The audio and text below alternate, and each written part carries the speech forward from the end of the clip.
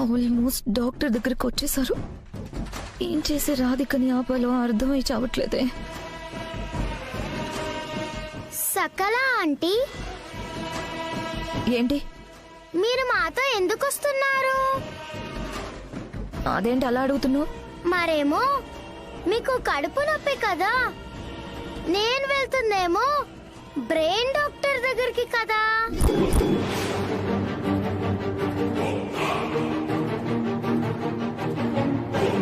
మరి మీరు వేరే డాక్టర్ దగ్గరికి వెళ్ళాలి కదా.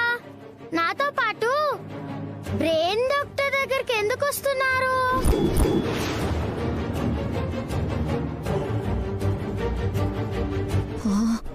ఈ పిల్ల రాక్షసి ఏంటి ఇలా ఇరికించి చంపుతుంది?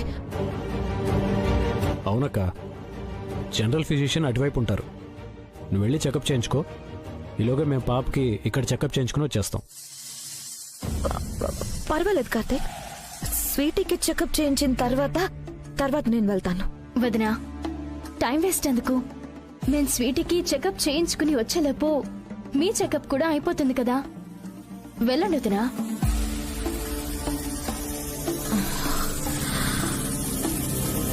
అంటే జస్ట్ నాది డైజెషన్ వల్ల వచ్చిన కడుపు నొప్పి కదా, ఇదేం పెద్ద ఇష్యూ కాదు. కానీ పాపది బ్రెయిన్ చెకప్ కదా, అంటే టెన్షన్ పడే ఇష్యూ కదా, అందుకే నేను కూడా వస్తాను. అక్క, మన స్వీటీకి బ్రెయిన్ స్కానింగ్ చేసినప్పుడే ప్రాబ్లం ఏం లేదని చెప్పారు. కాకపోతే అప్పుడప్పుడు తలనొప్పి వస్తుందంటే జస్ట్ జనరల్ చెకప్ కానీ తీసుకొచ్చాం. ఈ విషయం గురించి పెద్దగా టెన్షన్ పడాల్సిన అవసరం ఏం లేదు. నువ్వు వెళ్ళి చెకప్ చేయించుకో. అది కాదు కార్తీక్, స్వీటీకి ఎలాంటి ప్రాబ్లం లేదని డాక్టర్ చెప్పిన మాటని వింటే నాకు టెన్షన్ తగ్గి నా మనసు కూడా కాస్త కుదుట పడుతుంది కదా, అందుకని నేను కూడా వస్తాను. కాదను కార్తీక్. పర్వాలేదు ఆంటీ, మేం వచ్చి నో ప్రాబ్లం అని చెప్తాం. మీరేం టెన్షన్ అవ్వకండి, హ్యాపీగా వెళ్ళి చెకప్ చేయించుకోండి. అవునక్క, చిన్న విషయానికి అనవసరంగా టైం వేస్ట్ చేయడం ఎందుకు? ఒకేసారి 2 పనులు అయిపోతాయి కదా. వెళ్ళి త్వరగా చెకప్ చేయించుకో.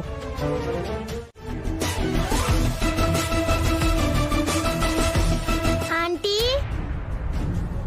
మీరు వెంటనే వచ్చారేంటి? డాక్టర్ కి చూపించుకోలేదా? చూపించుకున్నాను, ప్రాబ్లం ఏం లేదని చెప్పారు. మెడిసిన్స్ రాసిచ్చారు. అసలే టెన్షన్ లో ఉంటే ఇదొకటి నా ప్రాణానికి. నేను వెళ్ళడం ఒక్క క్షణం లేట్ అయ్యుంటే డాక్టర్ రాధికతో మొత్తం చెప్పేసి ఉండేది. ఏమండి, మెడిసిన్స్ కూడా తీసేసుకుందామా? సరే, తీసుకుందాం. అది లేవు, మీరు వెళ్ళి కార్లో కూర్చోండి, నేను మెడిసిన్స్ తీసుకుని వస్తాను. ఏమండి, స్వీటీకి ఎప్పుడెప్పుడు టాబ్లెట్స్ వేయాలో నన్ను గుర్తు పెట్టుకోమని డాక్టర్ చెప్పారు కదా. నేను వెళ్ళి టాబ్లెట్స్ తీసుకుంటాను, మీరు వెళ్ళి కార్లో కూర్చోండి. అలాగే. అక్క, నువ్వు కూడా పద.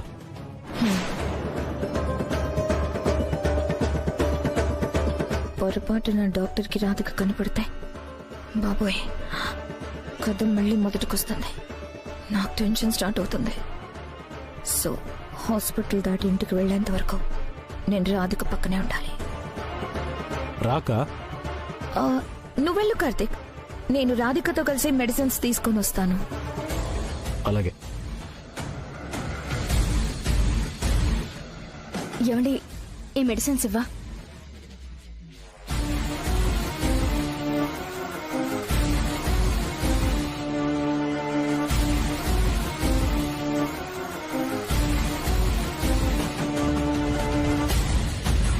డాక్టర్ గారు ఏంటో రాసిచ్చారు, ఈ మెడిసిన్స్ ఏంటో నాకు అర్థం కావట్లేదు మేడం. అదేంటి, మీ హాస్పిటల్లో డాక్టర్ రాసిన మెడిసిన్స్ మీకు అర్థం కాకపోవడం ఏంటి? ఈ మెడిసిన్స్ అన్ని కాస్త కన్ఫ్యూజింగ్ గా ఉన్నాయి మేడం. మీరేమనుకోకుండా మళ్ళీ డాక్టర్ గారితో ఈ మెడిసిన్స్ రాయించుకుని వస్తారా ప్లీజ్ మేడం? అలాగేనండి.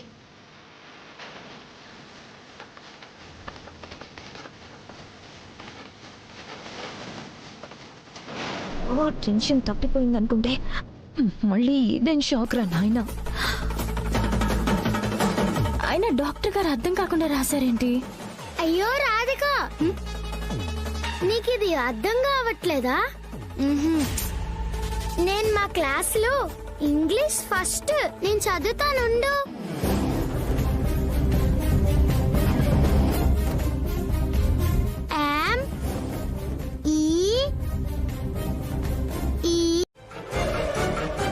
పద స్వీటీ. అయ్యో, టైం నా మీద పూర్తిగా పగపట్టినట్టుంది.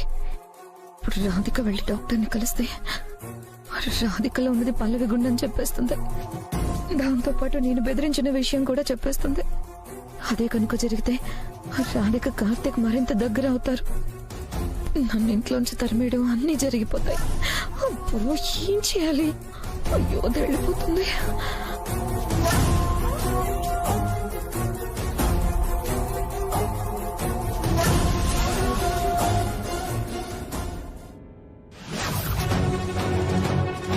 రాధిక, డాక్టర్ గారు లేరు.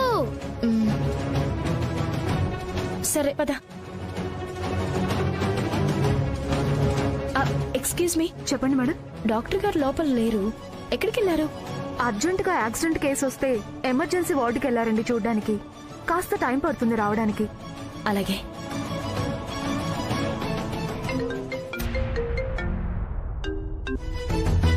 హలో, చెప్పండి. ఏంటి లేటు? మెడికల్ షాప్ అతనికి మెడిసిన్స్ అర్థం కాలేదంట. మళ్ళీ రాయిద్దామని డాక్టర్ దగ్గరికి వస్తే డాక్టర్ గారు లేరు. పేషెంట్ ని చూడడానికి వెళ్ళారంట. పర్లేదులే, వచ్చేయండి. వెళ్ళేదారిలో ఏదో ఒక మెడికల్ షాప్లో తీసుకోవచ్చు. ఈ మెడికల్ షాప్ అతనికి అర్థం కాకపోయినా ఎవరో ఒకరికి అర్థమవుతుందిగా. అలాగే అండి. స్వీటీ, వెళ్దాం పదా. అలాగే రాధిక.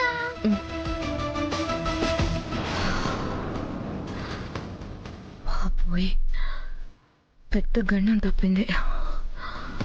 గాడ్.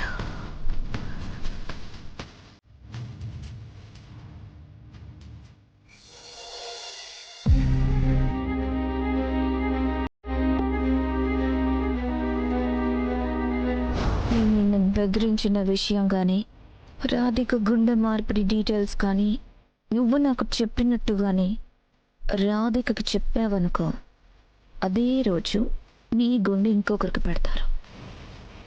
అర్థమైందా డాక్టర్?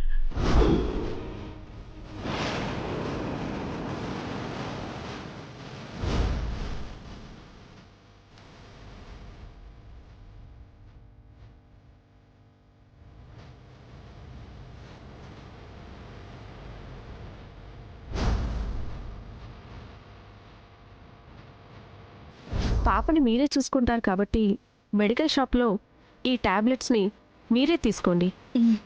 అలాగే డాక్టర్. ప్రిస్క్రిప్షన్లో పర్సనల్గా కలవమని నేను రాసిన కోడ్ లాంగ్వేజ్ అర్థమైందో లేదో మెడికల్ షాప్ పర్సన్ డీకోడ్ చేసి చెప్పాడో లేదో, కానీ ఏదో ఒక విధంగా రాధికను కలవాలి. వాళ్ళ వదిన నన్ను బెదిరించి తన హార్ట్ ట్రాన్స్ప్లాంటేషన్ గురించి తెలుసుకున్న విషయం చెప్పాలి.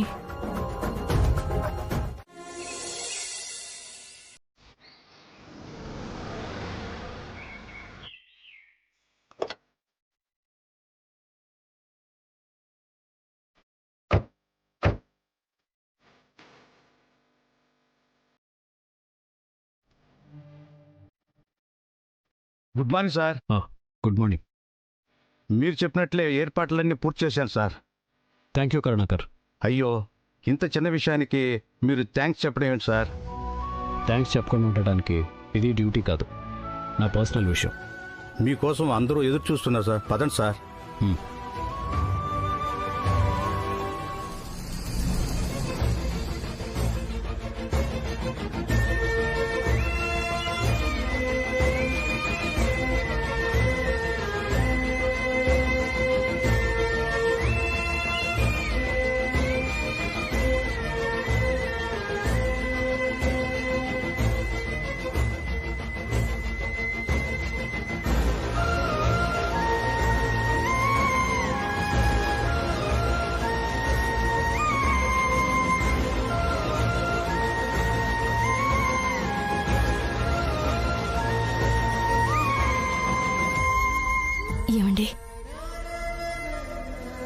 దీపం వెలిగించండి. పల్లవి ఫోటో దగ్గర దీపం వెలిగించే ప్రతిసారి తనకి నేను పెట్టిన తలకొరివే గుర్తొస్తుంది. ప్రాణం పోయే ముందు బాధ ఎలా ఉంటుందో తెలియదు, కానీ అది గుర్తొస్తే మాత్రం ఆ బాధ ఇంతకంటే భయంకరంగా అనిపిస్తుంది. ఏమండి, ప్లీజ్ బాధపడకండి.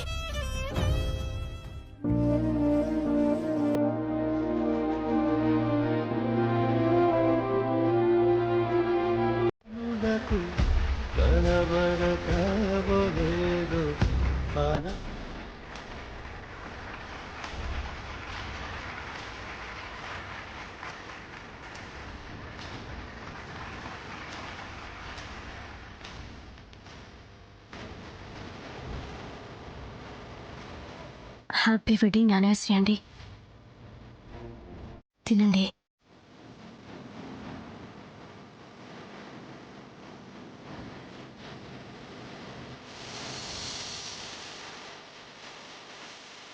Happy wedding anniversary.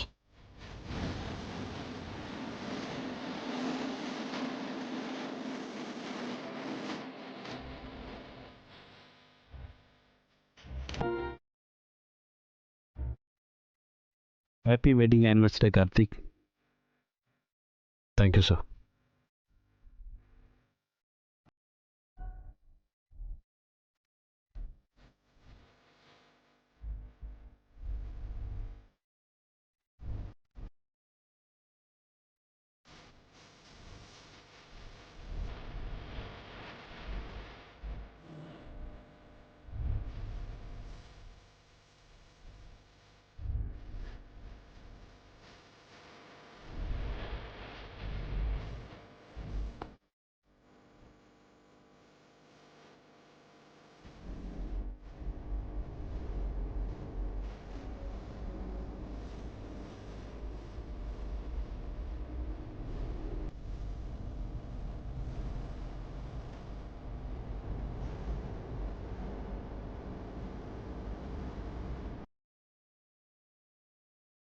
చూడు కార్తీక్, మనుషుల్లో నేను అనే స్వార్థం పెరిగిపోయి సాయం చేసే గుణం దాదాపు చచ్చిపోయింది. అలాంటిది నువ్వు ఒక చారిటబుల్ ట్రస్ట్ పెట్టి 4 ఏళ్లుగా ఇలాంటి సేవా కార్యక్రమాలు ఎన్నో చేస్తున్నావు. Keep it up man, you are really great. ఈ గొప్పతనం నాది కాదు సార్, చనిపోయిన భార్య పల్లవిది. పల్లవిదా? ఎలా? అవును సార్, ఒక చారిటబుల్ ట్రస్ట్ పెట్టి దాని ద్వారా అనాథ పిల్లలు వదిలేసిన తల్లిదండ్రులకి సేవ చేయాలనేది తన ఆలోచన. అందుకోసం ప్రయత్నాలు కూడా మొదలుపెట్టింది. కానీ అంతలోనే ఆ దేవుడు తన్ని తీసుకెళ్ళిపోయాడు. I'm so sorry Karthik. పర్వాలేదు సార్, తను లేకపోయినా తన పేరు మీద చేస్తున్నాను.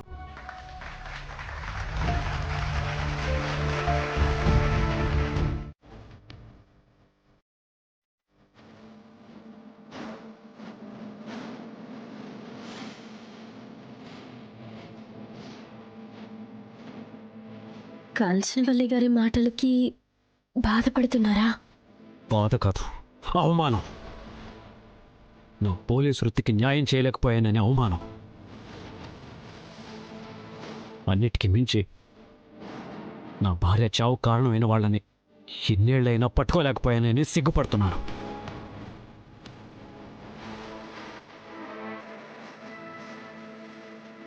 అయినా ఆవిడెవరో అన్నారని, అవమానించారని కాదు, నా పల్లవిని చంపిన వాళ్ళని పట్టుకొని తీరుతాను. ఖచ్చితంగా పట్టుకొని తీరుతాను. వాళ్ళ కోసం వీళ్ళ కోసం కాదు, నా పల్లవి ఆత్మశాంతి కోసం ఆ హంతకురాల్ని పట్టుకుని శిక్షిస్తాను. ఆయన ఇలా బాధపడ్డానికి, నలుగురిలో అవమానపడే పరిస్థితి రావడానికి అన్నింటికి నేనే కారణం. ఆయన బాధని కళ్ళారా చూస్తూ కూడా నేను ఇంకా నిజం దాచిపెడితే అంతకంటే తప్పు పాపం మరొకటి ఉండదు.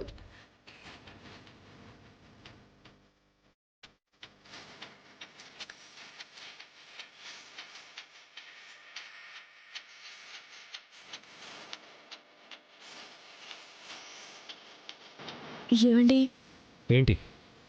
పల్లవక్క ప్రాణాలు పోవడానికి కారణమైన అమ్మాయి దొరికితే మీరేం చేస్తారు? చంపేస్తాను. నా ప్రాణానికి ప్రాణమైన పల్లవిని దూరం చేసిన వాళ్ళని, ఆ రాక్షసిని చంపేస్తాను. అప్పుడే 4 ఏళ్లుగా నా గుండెల్లో రగులుతున్న ఈ అగ్నిపర్వతం లాంటి బాధ చల్లారేది.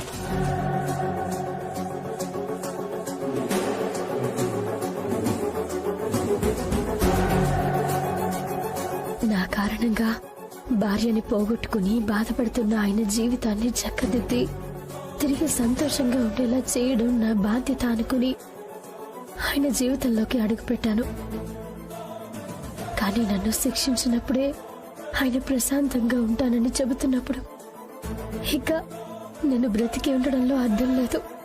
ఆయన దగ్గర ఇంకా నిజాన్ని దాచిపెట్టాల్సిన అవసరం కూడా లేదు. పల్లవి యొక్క కారు యాక్సిడెంట్కి నేనే కారణమని చెప్పేస్తాను.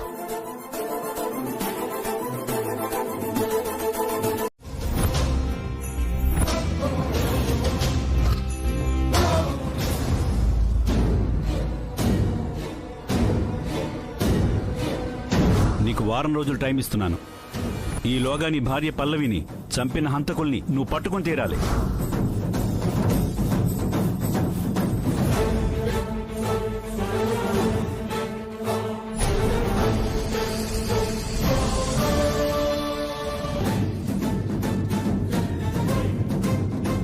నా పల్లవిని చంపిన వాళ్ళని పట్టుకొని తీరుతాను.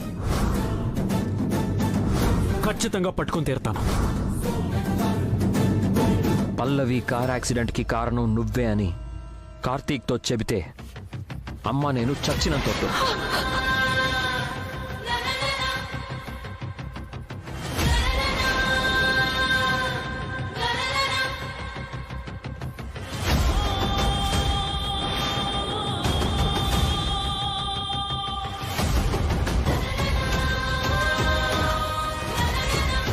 ఇదేంటి ఈ పిల్ల ఇంట్లోకి రాకుండా బయటకు వెళ్ళిపోతుంది? అంటే చాలా పెద్ద గొడవే జరిగిందన్నమాట. లేదత్తా, ఈ రాధిక చాలా మొండిది. ఎంత గొడవ జరిగినా సరే అది కార్తిక్ని ఇంటిని గబ్బిలంలా పట్టుకుని వేలాడుతుందే తప్ప గుమ్మం దాటి బయట అడుగు పెట్టదు. మరైతే ఇంటి దాకా వచ్చి ఇంట్లోకి రాకుండా బయటకెందుకు వెళ్తున్నట్టు?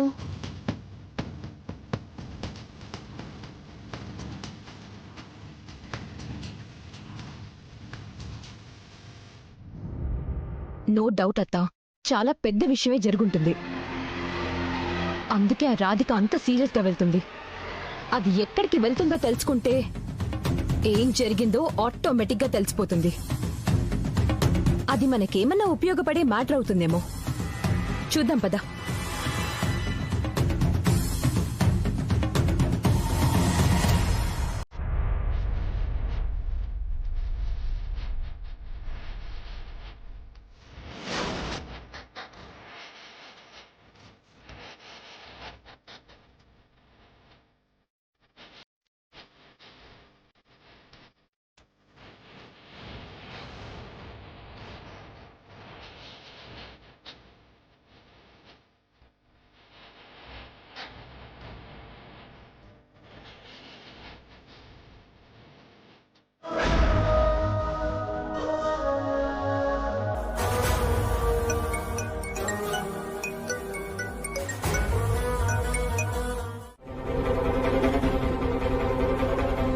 మనుషుల్ని పోలిన మనుషులు 7గురుంటారంట. నాలాంటి వాళ్ళని నువ్వెక్కడో చూసుంటావు, బట్ నేను మాత్రం నేనెక్కడో చూడలేదు. అసలు నువ్వెవరో కూడా నాకు తెలీదు. లేదు మేడం, మీ ఫేస్ నాకు బాగా గుర్తుంది. నేను చూసింది మిమ్మల్నే. మా అక్కను చూశానని అంత ఖచ్చితంగా చెప్తున్నావు. పైగా ఈ విషయం చెప్పడానికి కంగారు కూడా పడుతున్నావు. అసలు మా అక్కను ఎక్కడ చూసావు? ఎందుకు అంత కంగారు పడుతున్నావు? సార్, అది ఆ రోజు ముక్కంటిపురంలో. అవునవును, మా ఫ్యామిలీ మొత్తం ఆ రోజు టెంపుల్కి వచ్చాం. మేబీ నువ్వు నన్ను అక్కడ చూసుంటావు. దానికే నేనేదో మర్డర్ చేసినట్టు నువ్వు చూసినట్టు ఎందుకంత హడావిడి చేస్తావు? సెన్స్ లేకుండా. అవును గుణ, మా అక్క నువ్వు అక్కడ గుళ్ళో చూసుంటావు. సరే, ఈ విషయం గురించి వదిలేసే. ఈ పెయింటింగ్స్ తీసుకెళ్ళి ఎగ్జిబిషన్లో పెట్టు. సరే సార్.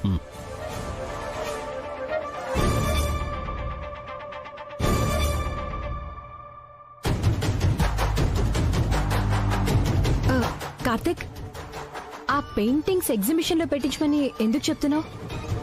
పల్లవిని చంపిన హంతకురాల్ని పట్టుకోవడానికి.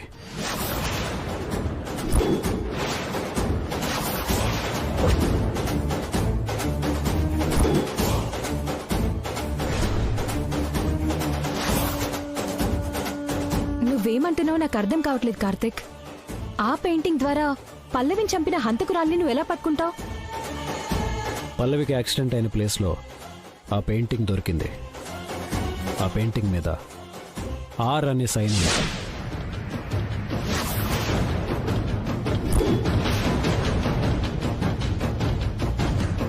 ఆ పెయింటింగ్ గీసింది ఎవరో తెలుసుకుంటే పల్లవిని చంపిన రాక్షస్ ఎవరో తెలిసిపోతుంది.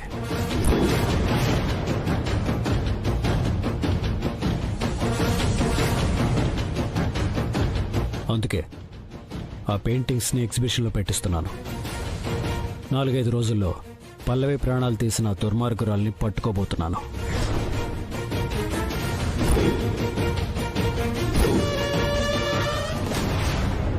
నాలుగైదు రోజులు అక్కర్లేదండి. మరో 4 గంటల్లో ఆ యాక్సిడెంట్కి కారణం నేనే అని మీకు చెప్పేయబోతున్నాను.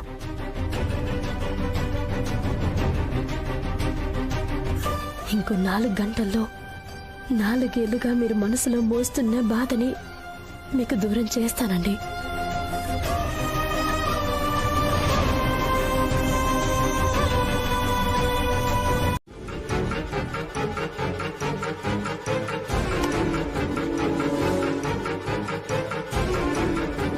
అత్త, నేను వెళ్ళి వెతుకుతాను.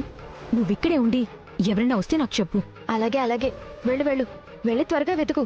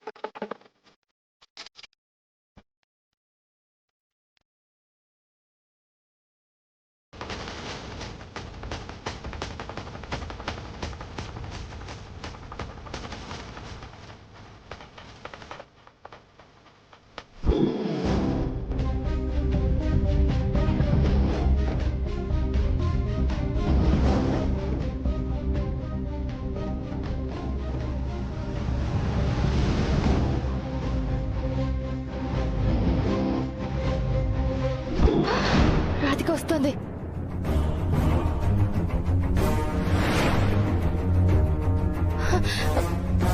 సకల సకల సకల, రాధిక వచ్చేస్తోంది.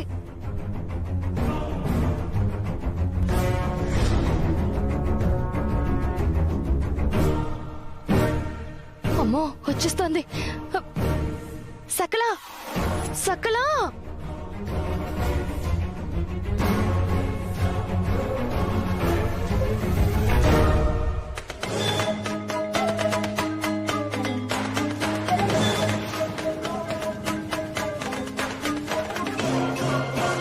మీరేంటిక్కడ? అమ్మా, అయ్యో దేవుడా, బాబోయ్, ఏమైంది? కాళ్ళొప్పి, కాళ్ళొప్పమ్మా. నిన్ను బామ్ అడుగుదామని వచ్చాను. రూమ్ లో ఉంది, తెచ్చిస్తానుండండి. అమ్మా, నిలబడలేకపోతున్నానమ్మా. ఇక్కడే కాసేపు ఉండమ్మా, కాసేపు పట్టుకోనివ్వమ్మా. అరే, ఏం పర్వాలేదు, తీసుకొస్తానని చెప్తున్నాను కదా. అయ్యో, వెళ్ళిపోతుంది.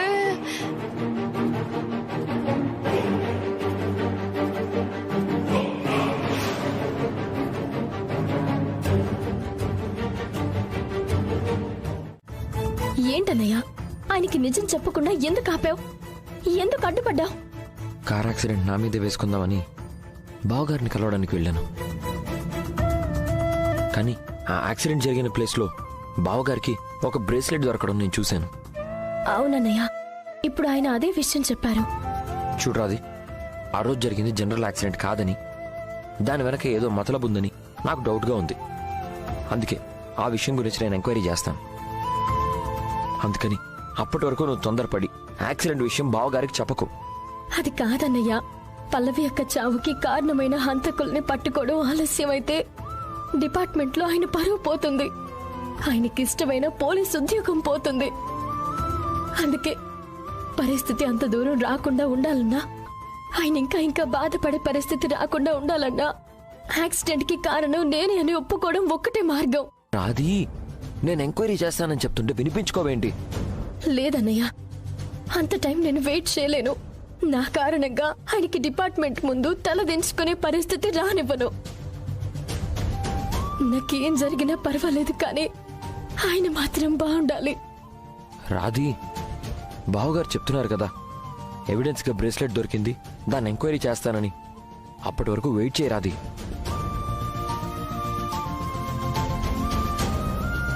నా మాట వినమ్మా. నా దగ్గరే చావు తెలివితేటలు చూపిస్తున్నావా? అవన్నీ మీ లక్షణాలు. మీకు వెన్నతో పెట్టిన విద్య కదా. Shut up. ఎక్స్ట్రాల్ వాగకు. హలో, అసలేంటి నీ గోల? నా గోల కాదు, నాతో నీ ఆటలేంటో చెప్పు. పల్లవి ప్రాణాలు పోవటానికి నువ్వే కారణమని కార్తిక్ ముందు ఒప్పుకోవడానికి వెళ్ళావు కదా. ఈ పెయింటింగ్ ని కార్తిక్ కి చూపిస్తాను. పల్లవి హంతకురాలివి నువ్వే అని పట్టిస్తాను. నువ్వు చెప్పడం కాదు, నేనే ఆయనకి చెప్తాను. మరి చెప్పకుండా ఒప్పుకోకుండా ఎందుకు వచ్చావు? నేను తప్పు చేయనప్పుడు, నాకు సంబంధం లేనప్పుడు నేను నేరం చేసినట్టు ఎందుకు ఒప్పుకోవాలి? ఏంటి, తప్పించుకోవడానికి ట్రై చేస్తున్నావా? యాక్సిడెంట్ జరిగిన ప్లేస్ లో నువ్వు గీసిన పెయింటింగ్స్ దొరికాయి అంటే పల్లవి చనిపోవడానికి నువ్వే కారణం. మరి నీకే పాపం తెలీదని, నువ్వెలాంటి నేరం చేయలేదని అమాయకంగా నటిస్తున్నావేంటి? నటన కాదు, నిజం. పల్లవి అక్కది యాక్సిడెంట్ కాదు, పక్కా ప్లాన్ ప్రకారం జరిగిన మర్డర్.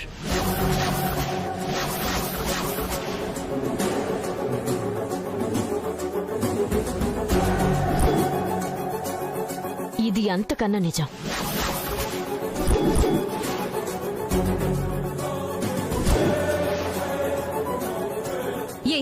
ఏం మాట్లాడుతున్నావు నువ్వు?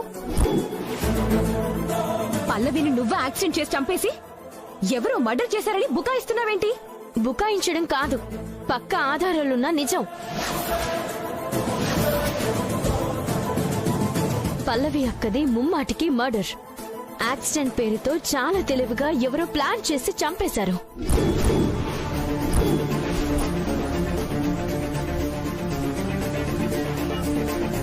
పల్లవిది మర్డర్ అని అంత బలంగా ఎలా చెప్తున్నావు?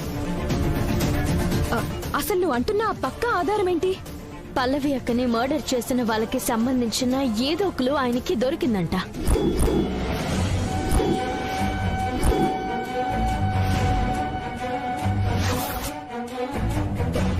ఏంటి, క్లూ దొరికిందా? నిన్నే అడుగుతుంది, క్లూ దొరికిందా? ఏంటి ఏంటా క్లూ? చెప్పు. క్లూ దొరికిందా నిజంగా? క్లూ ఏంటి అని అడుగుతుంటే నా ముఖం చూస్తావేంటి? కార్తీక్ దొరికిన ఆ క్లూ ఏంటి? నువ్వెందుకు అంత షాక్ అవుతున్నావు? క్లూ ఏంటి అని నువ్వెందుకు అంత టెన్షన్ పడుతున్నావు? లేదు, నేనెందుకు టెన్షన్ పడతాను? ఇంకా చెప్పాలంటే చెప్పడానికి కాదు, మిమ్మల్ని హెచ్చరించమని మాతా అమృతేశ్వరి గారు చెప్పారు.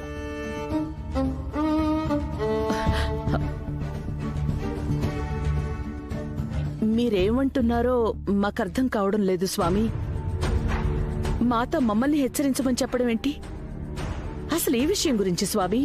మీరప్పుడెప్పుడో మీ అబ్బాయి జాతకం గురించి, భవిష్యత్తు గురించి అడిగారట కదా. అవును స్వామి. ఈ రోజు నుంచి మొదలు కాబోతున్న గణపతి నవరాత్రుల్లో మీ అబ్బాయికి ప్రాణగండం ఉంది.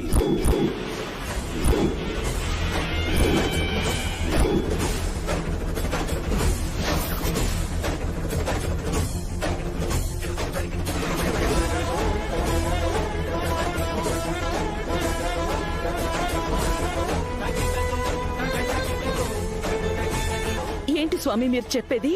అవును, ఆ ప్రమాదం, ఆ ప్రాణగండం ఈ నవరాత్రుల్లో ఏ క్షణమైనా మీ అబ్బాయిని చుట్టుముడతాయి.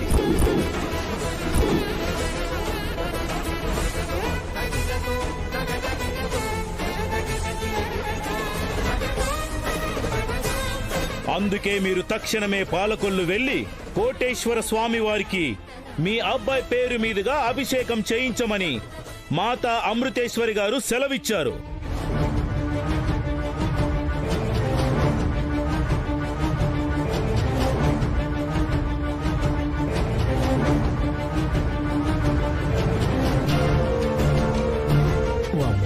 ఏంటబ్బా ఇది? దొంగని పోలీసులు చూసినట్టు అందరూ నన్ను అలా డౌట్ గా చూస్తున్నారేంటి?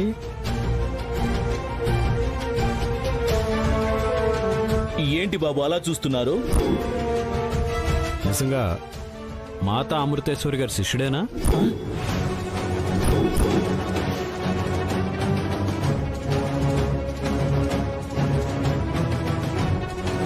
నీకు ఆ అనుమానం ఎందుకు వచ్చింది బాబు? అమృతేశ్వరి గారు మా ఇంటికి వచ్చినప్పుడు అందరూ ఆడ శిష్యులే ఉన్నారు.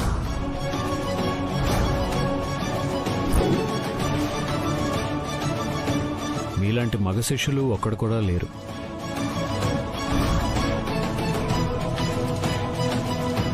అంతేకాదండి, నేను గుడికి వెళ్ళినప్పుడు కూడా చూశాను. మాతగారికి అందరూ ఆడ శిష్యులే ఉన్నారు. ఓయమ్మో, ఈ ఇద్దరు చాలా తెలివిగా పసిగట్టేశారు. ఇప్పుడు ఏంటి నా పరిస్థితి?